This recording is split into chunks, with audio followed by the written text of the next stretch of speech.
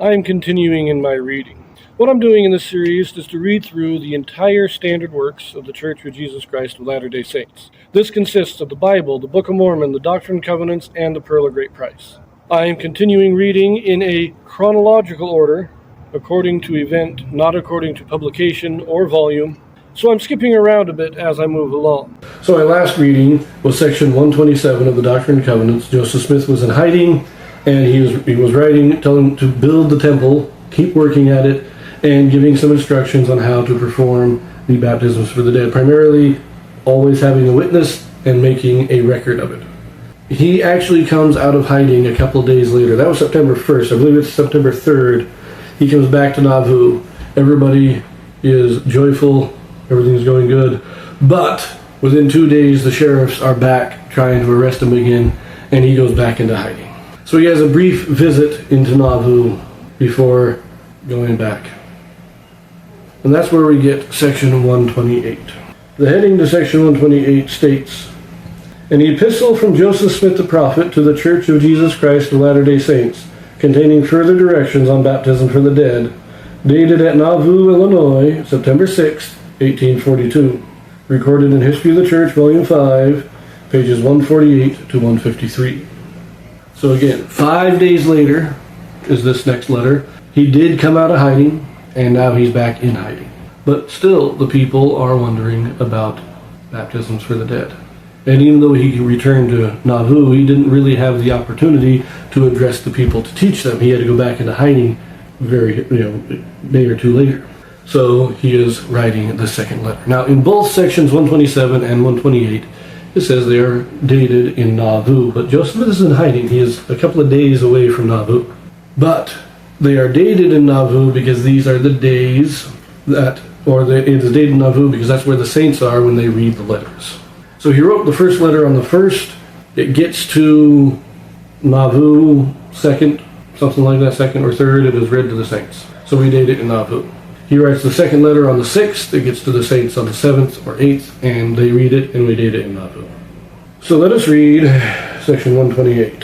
Now, this is a fairly long section, but it's got a lot of really long verses in it. I mean, verses that are half a page long. So 25 verses and almost 5 pages. Let us read then section 128.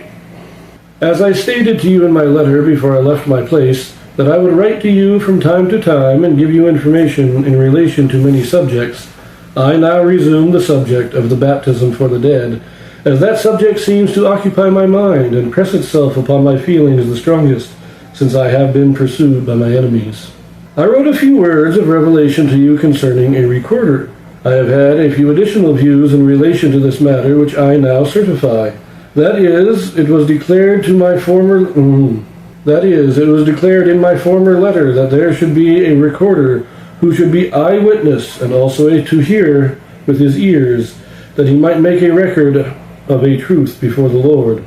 Now, in relation to this matter, it would be very difficult for one recorder to be present at all times and to do all the business. To obviate this difficulty, there can be a recorder appointed in each ward of the city, who is well qualified for taking accurate minutes. And let him be very particular and precise in taking the whole proceedings, certifying in his record that he saw with his eyes and heard with his ears, giving the date, the names, and so forth, and the history of the whole transaction, naming also some 3 individuals that are present, if there be any present who can at any time, when called upon, certify to the same, that in the mouth of 2 or 3 witnesses every word may be established. Then let there be a general recorder, to whom these other records can be handed, being attended with certificates over their own signatures, certifying that the record they have made is true. Then the general church recorder can enter the record on the general church book, with the certificates and all the attending witnesses, with his own statement that he verily believes the above statement and records to be true, from his knowledge of the general character and appointment of those men by the church. And when this is done on the general church book, the record shall be just as holy, and shall answer the ordinance just the same as if he had seen with his eyes, and heard with his ears, and made a record of the same on the general church book. So first of all, what we have here in these first 4 verses, that the system by which these records are made. One person can't witness every ordinance. So you have witnesses of the ordinances that can then make a record, certify to it, give it to the General Church Records Office, and they make a file of it, certifying that they believe it's true, and then that central record is as good as if they had witnessed it themselves. And that's we still follow the same basic principle in all of our ordinances. There are witnesses to every ordinance, at least the saving ordinance. You don't need witnesses like Father's blessings or blessings of healing, but the baptism, confirmation, priesthood ordination, all the temple ordinances, they all have witnesses. Now, they don't write these records out by hand. Now we use computers and we just sign it and you say, okay, when you're doing baptisms for the dead, you have the recorder, and all they do is they have the name and all that listed, and they sign off on it, pass it on. And it goes to a central church records in Salt Lake, where all the records of all the ordinances are kept. So we still follow this same pattern. We just do it in a more high-tech way. But let us continue. Verse 5. You may think this order of things to be very peculiar, but let me tell you that it is only to answer the will of God by conforming to the ordinance and preparation that the Lord ordained and prepared before the foundation of the world for the salvation of the dead, who should die without a knowledge of the gospel. And further, I want you to remember that John the Revelator was contemplating this very subject in relation to the dead, when he declared, as you will find recorded in Revelation chapter 20, verse 12, And I saw the dead, small and great, stand before God, and the books were opened, and another book was opened, which is the book of life. And the dead were judged out of those things which were written in the books, according to their works. You will discover in this quotation that the books were opened, and another book was opened, which was the book of life. But the dead were judged out of those things which were written in the books, according to their works. Consequently, the books spoken of must be the books which contain the record of their works, and refer to the records which are kept on the earth. And the book which was the book of life is the record which is kept in heaven. The principle agreeing precisely with the doctrine which is commanded you in the revelation contained in the letter which I wrote to you previous to my leaving my place, that in all your recordings it may be recorded in heaven. Now the nature of this ordinance consists in the power of the priesthood by the revelation of Jesus Christ, wherein it is granted that whatsoever you bind on earth shall be bound in heaven, and whatsoever you loose on earth shall be loosed in heaven. Or, in other words, taking a different view of the translation, whatsoever you record on earth shall be recorded in heaven, and whatsoever you do not record on earth shall not be recorded in heaven. For out of the books shall your dead be judged according to their own works, whether they themselves have attended to the ordinances in their own propria persona, or by the means of their own agents, according to the ordinance which God has prepared for their salvation from before the foundation of the world, according to the records which they have kept concerning their dead. I have long enjoyed this explanation. It makes so much sense. And in Revelation it does say the books were opened and another book was opened. And most of Christianity misses that. They don't even think about it. They just think, oh, if you're in the book of life, you're good. But they miss that there are multiple books being opened. The book of life, as Joseph Smith says, is the record in heaven, and the record on earth must agree with the record in heaven. The two must be the same in order for an ordinance to be valid. If it is not recorded on earth, it will not be recorded in heaven. But if it is done with improper authority, if it is done improperly, you may create a record of it on earth, but there will be no record of it in heaven because it is not binding.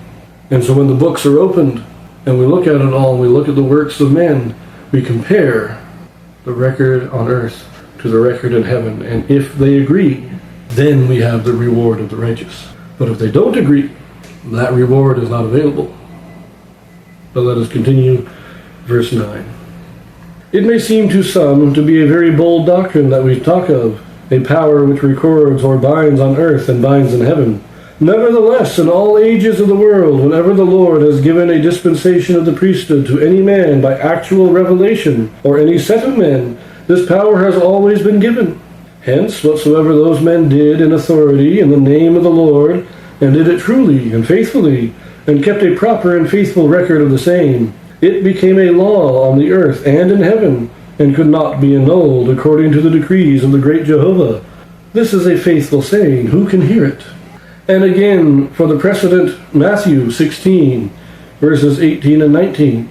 And I say also unto thee, thou art Peter, and upon this rock I will build my church, and the gates of hell shall not prevail against it. And I will give unto thee the keys of the kingdom of heaven. And whatsoever thou shalt bind on earth shall be bound in heaven, and whatsoever thou shalt loose on earth shall be loosed in heaven. Now the great and grand secret of the whole matter, and the summum bonum of the whole subject that is lying before us, consists in obtaining the powers of the holy priesthood. For him to whom these keys are given, there is no difficulty in obtaining a knowledge of facts in relation to the salvation of the children of men, both as well for the dead as for the living. Herein is glory and honor and immortality and eternal life. The ordinance of baptism by water, to be immersed therein in order to answer to the likeness of the dead, that one principle might accord with the other. To be immersed in the water and come forth out of the water is in the likeness of the resurrection of the dead in coming forth out of their graves. Hence this ordinance was instituted to form a relationship with the ordinance of baptism for the dead, being in likeness of the dead.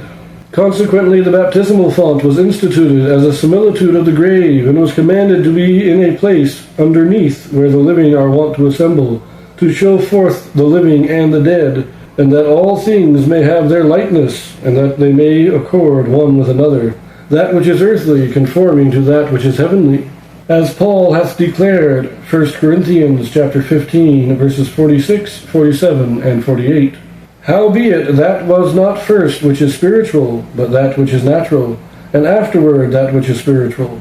The first man is of the earth, earthly, the second man is the Lord from heaven. As is the earthly, such are they also that are earthly, and as is the heavenly, such are they also that are heavenly. And as are the records on the earth in relation to your dead, which are truly made out, so also are the records in heaven. This therefore is the sealing and binding power, and in one sense of the word, the keys of the kingdom, which consist in the key of knowledge. And this is very interesting. Baptism symbolizing death and resurrection is fairly common, though. And in our church buildings, the baptismal fonts are below ground. But Joseph Smith is saying here that the reason for this is that it is not just to symbolize Christ's death and resurrection, but it is done below ground because it is to symbolize the baptism for the dead. So, baptism for the dead, not only is it an eternal principle, but it is the regular baptism is done to symbolize baptism for the dead. The symbolism of the regular baptism is to symbolize that the dead can, in fact, be baptized. I find that very interesting. That not only is baptism a symbol of us, in a sense, our old selves dying and being raised to newness of life in Christ, but it's also a symbol that our baptismal fonts are underground to symbolize that the dead can receive baptism. That is just fascinating. And I like his quoting of this portion of 1 Corinthians is saying, just as us living on earth, we are earthly while on the earth, and God is heavenly while in heaven, so our records are records of the earth, and his records are records of the heaven. It's all very interesting, and quite honestly, I've read it before, but it's just, there's so much there. I think it would take me a while to parse through it all in my mind, but we don't want to take the time to do that right now. I originally recorded this as a single video, but it turned out to be about 30 minutes long, and I like my videos to be a bit shorter. So I'm going to cut it here at verse 14. We'll pick it up in verse 15 in our next video, so we'll see you there.